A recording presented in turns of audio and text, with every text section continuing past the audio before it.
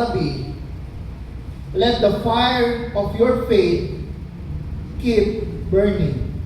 Let the fire of your faith keep burning.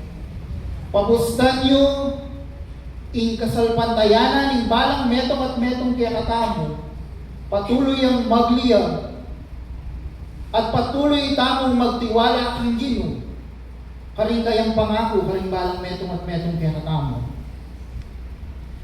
Kapag nakita ng mga anak ang kanilang ama na nagtitiwala sa Diyos, sa gitna ng problema, natututo rin po silang magtitiwala sa Panginoon. At kapag nakikita po tayo ng mga bata at kabataan na may matatag na pananampalataya, nagiging alimbawa po tayo para sila din ay magtiwala sa ating Diyos. Ang pinakamagandang pamana na maiiwan natin sa ating mga anak at sa ating simbahan ay hindi lamang ang mga ari-arian, kundi isang buhay na nagtitiwala sa ating Diyos. Kaya sana po bilang nakakatanda ay maging mabuting alimbawa po tayo sa mga bata at mga kabataan. Nakakahiya po sa Diyos at sa ating mga anak kung hindi po tayo maging mabuting halimbawa. Alisin po natin ang takot, ang pangamba. Ito po ay nangangahulugan na kulang po tayo sa ningas ng ating pananampalataya. Ang mga Diyos na Ama ay hindi natatakot na sumunod kay Kristo. Pangunahan po natin ang mga anak at ang ating pamilya. At ito po ang mga katangian ng mga Diyos na Ama. Ang una ay matibay na pananampalataya. Inuuna ng Diyos ang kanyang buhay at nagtitiwala sa kanyang plano.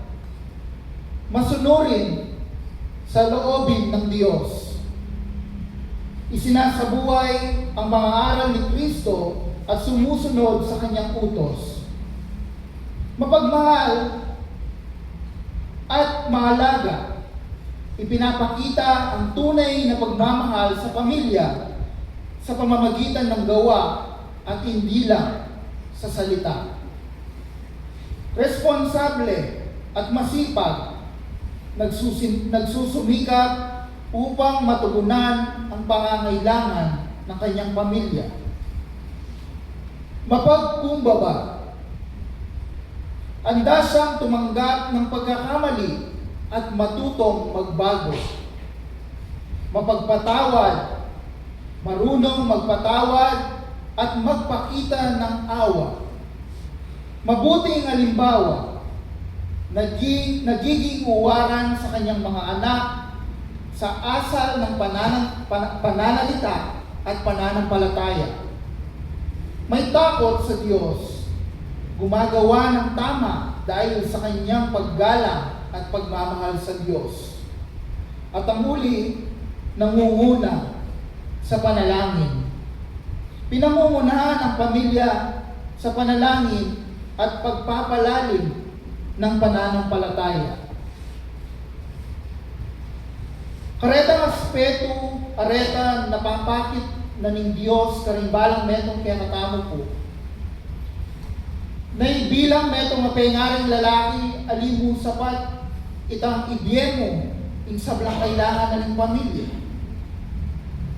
Nune metong yang sapat at metong dapat nagawan tamo bilang pengaring lalaki, imumunang ating tamong takot king Diyos. At imumuna, ikatamong imani muna, kikaya katamong pamilya, banting upayang, ayaw yagtala, palug, kikaya katamong iglesia. Laban tamo po ngayon, kikaya katamong sitwasyon. Kaya ka lang po, karimpe nga rin lalaki ngayon, panahon tamong do ka rin lapuatso. Nung mag-observe tamo po, mas dakala rin pengaring lalaki at sukeng luwal. At kumpara ka rin pengaring lalaki na tsungeni kay kilog na ni iglesia. Ali ko po buring sabihan na dahil pengaring lalaki na tsungeni kay luwal, elamaya pa pengaring. Nunay buri ko mong ipakit, kimbalang metong at metong yan ang kaurasan, na in metong apengaring tapat king kasuywanan ng Diyos, atin deta rin pengaring magyagyan, karing-karelang anak, pamilya, kikilog na ng iglesia. Ikalawang punto, ayon po sa versikulo 32 hanggang 33. Ang sino mang kumikilala sa akin sa harapan ng mga tao, ay kikilalanin ko rin naman sa harapan ng aking amang nasa langit. Ngunit ang sino mang ikaila ko sa harapan ng tao, ay ikakaila ko rin sa harapan ng aking amang nasa langit. Ang Diyos na Ama ay matapang na nagpapahayag ng kanyang pananampalataya. Tanungin nga po natin ang ating katabi, matapang po ba tayo? Matapang kayo po ba? King namang paralan na maging matapang tamo, king pagkakataon na ini. Ang pananampalataya ay hindi dapat tinatago. Ang mga anak ay higit na natututo sa nakikita kaysa sa naririnig. Kaya ipakita po natin sa pamagitan ng paggawa yung ating pananalig sa ating Diyos.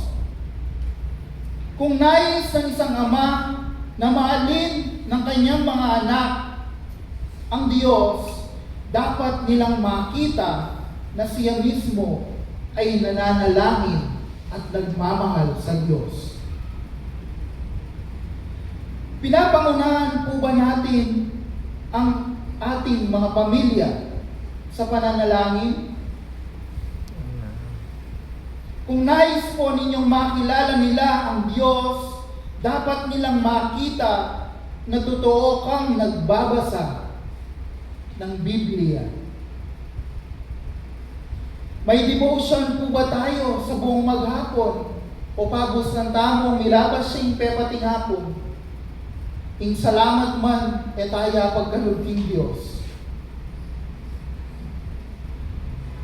Kung nais po nating makita nila na tayo'y tunay na alagad, dapat po nilang makita na excited po tayo tuwing linggo para sumamba sa ating Panginoon. Kung nais po ninyong makilala nila ang Panginoon, dapat makita sa atin na namumuhay tayo na may integridad. Kasi po ang isang ama ay hindi lamang nagtuturo ng pananampalataya, bagkus ipinapakita niya po ito sa kanyang buhay. Ang hamon po sa bawat isa, kung susundan po ang inyong mga anak, ang inyong halimbawa sa pananampalataya, lalapit sila kay Kristo. O tayo pa ang magiging dahilan upang lumayo sila sa Panginoon. Metong yung pong urge karimbalang metong at metong kaya katamo, in pagkakataon na ini. Metong yung amon, in sitwasyon tamo, ngeni kinkilog na ni iglesia. Nung lawen tamo po mas, in kabilangan daring anak ngeni pagkakataon na pong kayanakan, ela po mahantita kalupa ning may ngalabas sa panahon.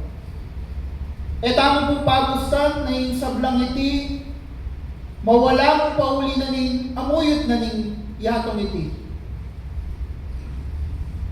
Maging partita mo, kimpa mag-transform na ning iglesia, pa mag-transform na ning yato, kapamilatan kaya katamong kasalpantayanan, at iti, magumpisa ka rin anak, ang pong kayanakan. Ang ikatlong punto, Sa versikulo 34 hanggang